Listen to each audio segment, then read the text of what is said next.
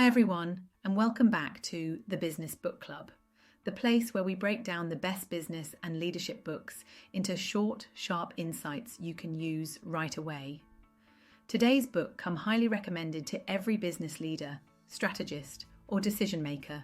It's called Good Strategy, Bad Strategy by Richard Rumelt. And spoiler alert, not all strategies are created equal.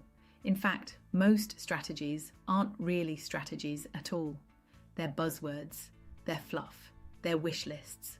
Rumelt cuts through the noise and shows us what real strategy looks like and why so many organizations get it painfully wrong. The central idea of this book is simple but powerful. Good strategy is about focus. Bad strategy is about pretending. Good strategy identifies a clear problem, applies thoughtful analysis, and delivers a plan of action that addresses the issue with precision. Bad strategy, on the other hand, is vague. It confuses goals with strategy. It hides behind jargon. And worst of all, it avoids confronting the real challenges that need solving. Rumelt's mission? To help leaders stop playing pretend and start making real, focused choices. According to Rumelt, good strategy has 3 core elements. 1. A clear diagnosis. Good strategy begins by defining the problem. What's really standing in the way? This isn't surface level thinking. It's about digging deep, asking the hard questions, and getting specific. 2. A guiding policy. This is your high level approach, the logic that links the problem to the solution. It's not a list of tasks. It's the how behind your why.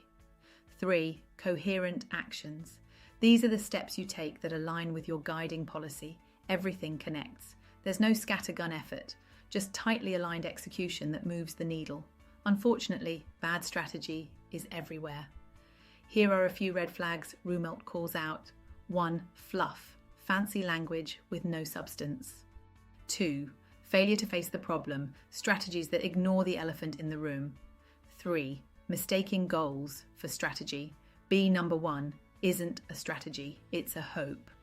4. Lack of focus, trying to do everything at once without prioritization. Sound familiar?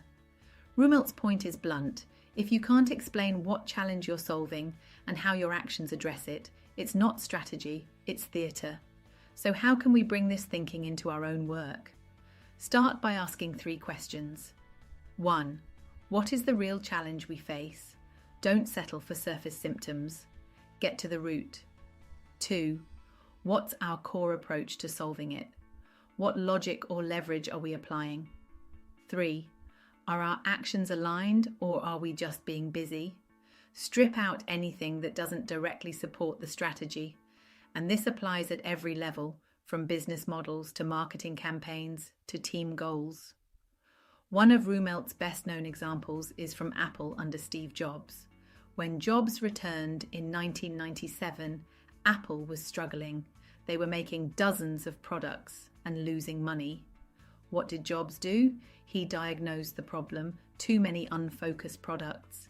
He introduced a guiding policy, focus on a small number of exceptional products, and he aligned coherent action, cutting 70% of products and pouring resources into the iMac. That's real strategy in action. Diagnose, guide, execute. Here's the bottom line. Good strategy is hard, but it's worth it. It requires clarity, courage, and critical thinking. It forces you to make tough choices and let go of distractions. But when it's done right, it changes everything. So ask yourself, are you operating from a clear, focused strategy or from a collection of vague ambitions?